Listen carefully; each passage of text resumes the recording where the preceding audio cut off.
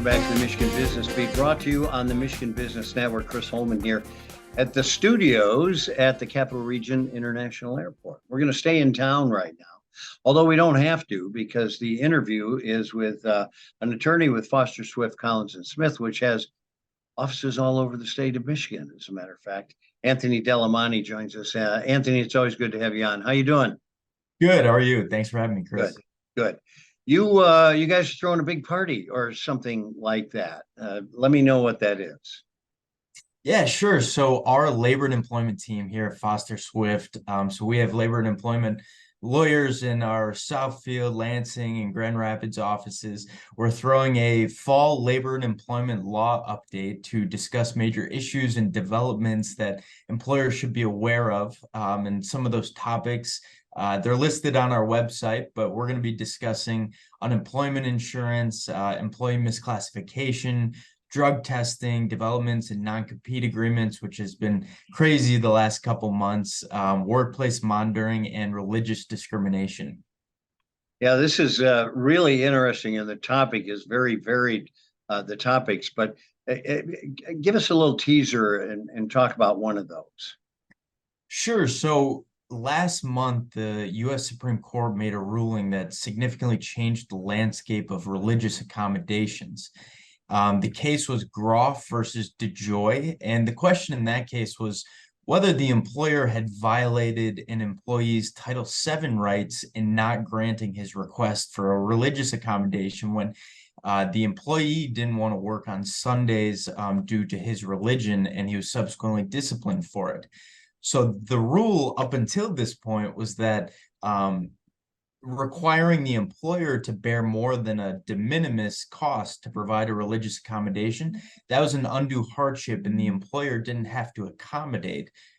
Now, the Supreme Court changed that rule in a rare unanimous decision and held that employers who deny religious accommodations have the burden of showing that granting the accommodation would result in substantial increased costs in relation to the conduct of the business. So it's more of a holistic approach.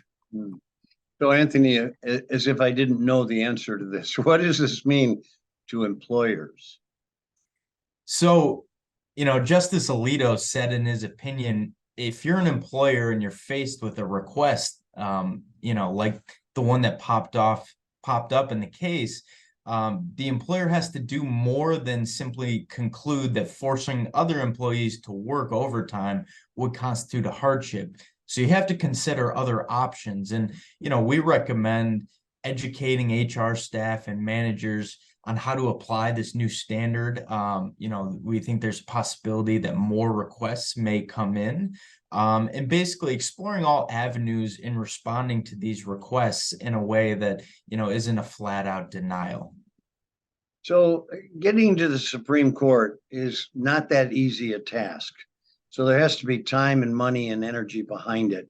This is not this particular employee getting it there. Is the ACLU involved, or who kind of finances this whole thing? That's a good question. I think it's these organizations look for good cases, so to speak. And this was an issue where I think the standard agencies had looked at the standard regarding religious accommodation and found that it was a little outdated and was ripe for challenge. And, I think they drew focus on this particular employee's case. And that's sort of how it got to the Supreme Court level was, they looked at it and was like, this one might do it. So I hate to put you in this predicament, but to me, this looks like a conservative Supreme Court changing the decision of a liberal court. Almost more political than judicial.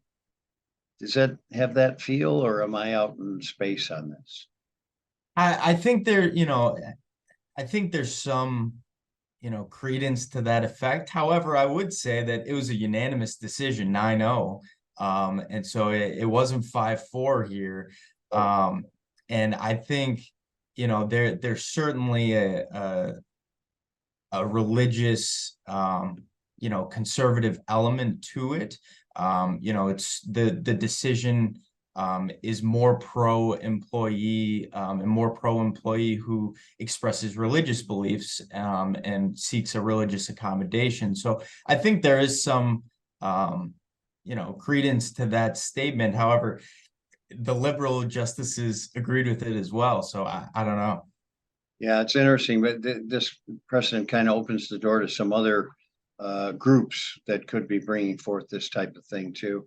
So it's essential then that they attend your seminar and learn more about this. Again, October 12th, 9 a.m. Is this open to public?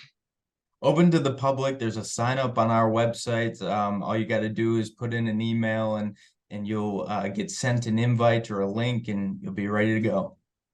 So Anthony Dalimonte, attorney with Foster Swift, Collins and Smith, with offices in Southfield, Lansing, and I can't name the other 36 places you guys.